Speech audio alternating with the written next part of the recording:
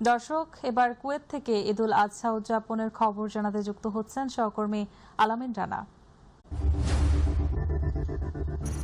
ধন্যবাদ আপনাকে। যথাযথ মর্যাদা ধর্মীয় ভাবগম্ভীর্যের মধ্য দিয়ে সকালের প্রথম প্রহর থেকেই ঈদের আনন্দে মুখর হয়ে ওঠে কুয়েতের বিভিন্ন মসজিদে।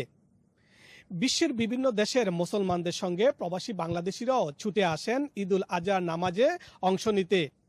স্থানীয় সময় ভোর 5টা 5 মিনিটে একযোগে কুয়েতের সর্বোচ্চ ঈদের জামাত অনুষ্ঠিত হয়।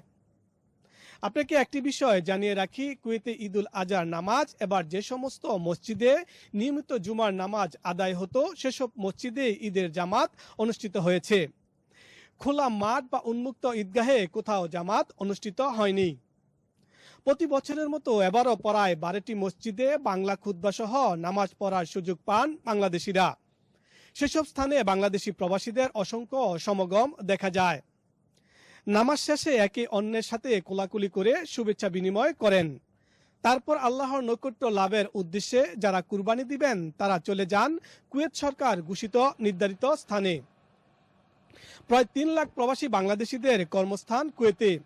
নামাজ শেষে প্রবাসীদের সাথে কথা বলে জানতে পেলাম, প্রিয়জনদের সঙ্গে দূরত্ব খুঁজতে প্রযুক্তিই ভরসা।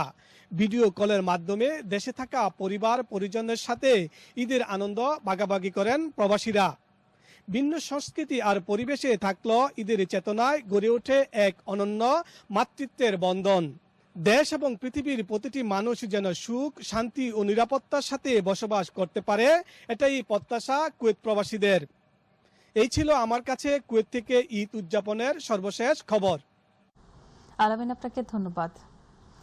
আজ 10 জিলহজ, ফজর নামাজ পড়ার পর হাজিরা মুজদালিফা